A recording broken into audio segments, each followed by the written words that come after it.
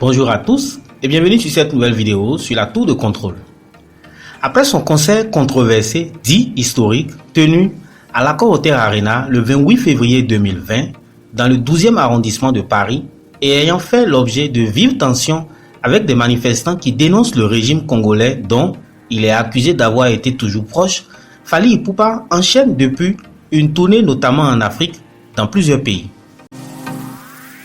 Quelques semaines après Abidjan, où ses représentations ont été critiquées avec une kyrielle de polémiques autour des prix exorbitants des tickets d'entrée allant de 100 000 francs à 1 million de francs CFA, c'est avec ses fans de Cotonou que Fally Ipupa a bien voulu chanter le week-end des 5 et 6 février 2021.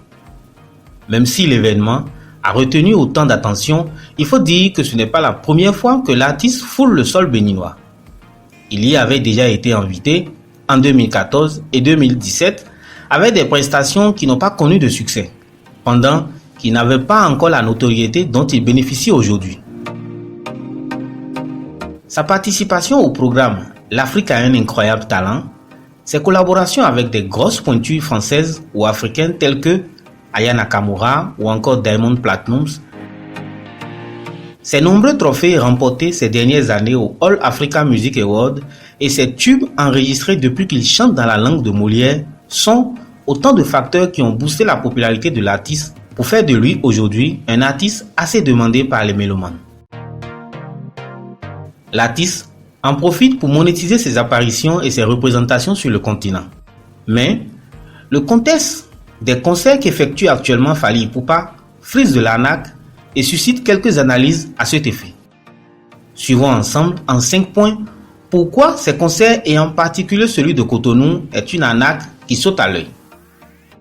Si vous êtes nouveau sur la tour de contrôle, n'hésitez pas à vous abonner pour plus de vidéos d'analyse. Sans plus tarder, c'est parti.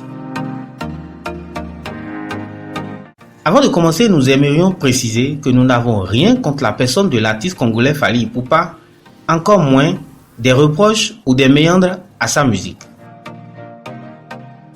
Prenons d'abord le prix des tickets. Le prix unique des tickets d'entrée était fixé à 100 000 francs CFA, soit plus de 150 €. On se rappelle que c'est l'artiste malien Salif Keita qui a ouvert le bal de ses prestations à prix d'entrée exorbitant il y a quelques années. Il avait d'ailleurs été très critiqué pour lui qui défend constamment à l'occasion les plus démunis, la cause des Noirs et le panafricanisme. Alors, pourquoi s'indigner sur ces prix? Quand nos artistes africains font des concerts à l'étranger, notamment dans des pays tels que la France, les prix des tickets d'entrée se situent dans la fourchette de 20 à 60 €, autrement entre 10 000 et 40 000 francs CFA. Pour le concert de Fally Ipupa à l'Accor Hotel Arena le 28 février 2020, les prix des tickets d'entrée oscillaient entre 30 et 60 € pour les premières places dans un pays où le SMIC est à 1 539 €. Par contre, en Afrique, et particulièrement dans un pays comme le Bénin où le SMIC est à 42 000 francs CFA, soit environ 64 €, il est inimaginable qu'on fixe le prix d'entrée à 100 000 francs CFA, soit plus de 150 €. Le prétexte, souvent avancé comme quoi la prestation serait réservée à une classe bourgeoise, ne peut vraiment justifier cet état de choses parce que cela reviendrait à organiser des concerts en terre française à 4 000 ou 5 000 € l'entrée, ce qui ne serait peut-être possible, en tout cas pas dans des conditions similaires. Voyons ensuite l'organisation. Le concert de Fally Ipupa pour celui de Cotonou porte le sceau de l'ANEXMO, défini comme l'Agence nationale des événements culturels, sportifs et des manifestations officielles, qui est une structure de l'État nouvellement créée et ayant à charge l'organisation de tout événementiel sous le sceau de l'État. C'est donc encore plus délirant quand on apprend que c'est une institution publique qui a couvert un événement pareil. Et pour couronner le tout, le concert prévu pour se tenir en 2 dates consécutives, la première date pour ceux désignés de VIP et dont les tickets d'entrée sont fixés à 100 000 francs CFA, et l'autre concert le lendemain, gratuit, au Palais des Congrès sponsorisé par l'État, a vu le concert gratuit annulé pour cause de coronavirus. Mais, à contrario, celui payant a été maintenu. Ce changement de dernière minute ne serait-il pas à cause des critiques que la dite agence a subies depuis l'annonce de l'arrivée de l'artiste à Cotonou?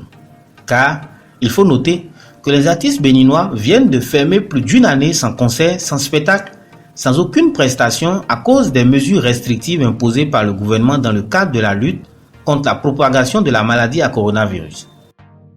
Plusieurs d'entre eux ont bavé face à cette crise dans un pays où la quasi-totalité des revenus des artistes est basée sur ses représentations ou ses spectacles. Tant les Africains en général n'ont pas l'habitude de payer les accès aux sites de streaming et que la gestion des droits d'auteur est encore très peu respectée. Certains activistes s'étaient alors très tôt montrés opposés à un tel événement.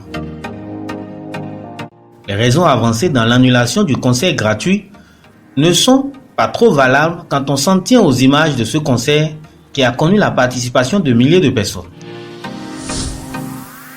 Ce qui nous conduit justement au point 3. Étant donné les contraintes sanitaires énoncées, ce concert, s'il devrait se tenir, ne devrait connaître la participation de plus de 200 personnes, ce qui n'a nullement été le cas. Et pourtant, il était bien annoncé comme un concert avec un nombre de places strictement limité. Mais en lieu et place, nombre de ceux qui ont payé le ticket et pensaient se retrouver entre privilégiés ont été désillusionnés. Ensuite, les installations. Un concert qui était annoncé pour les VIP n'a pourtant pas pu se tenir dans une salle conséquente avec de l'air conditionné, mais plutôt en plein air. Les installations ne ressemblent en rien à celles d'un concert restreint, en place limitée et réservée aux personnes importantes comme annoncé. Exposé au vent et aux intempéries, un orage suffisait pour bouleverser un événement présenté comme de taille. Les installations reflètent plutôt celles d'un concert grand public, la seule différence ici étant le prix des entrées. Un vrai concert VIP aurait été à l'image de celui organisé le 28 décembre 2018 à Abidjan, au Palais des Congrès du Sofitel Hôtel Ivoire. Et en dernier point, nous avons la qualité de la prestation. Nombreux sont les fans qui ont fait le déplacement et qui estiment que la prestation de l'artiste congolais était en dessous des attentes. Des critiques ont foisonné dès les premières heures du lendemain du concert.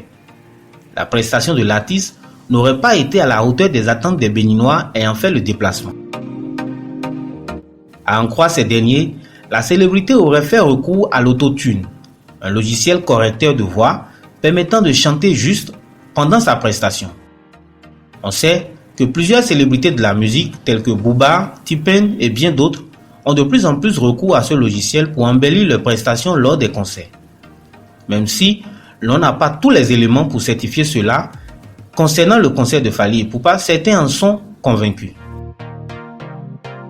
En ces 5 points énumérés, nous estimons que le concert organisé en cette date du 6 février 2021 à Cotonou et l'ensemble des concerts similaires organisés à travers le continent africain est une carambouille qui n'honore ni l'artiste ni les organisateurs et ne saurait continuer tant les victimes en tireront des leçons pour les prochaines fois.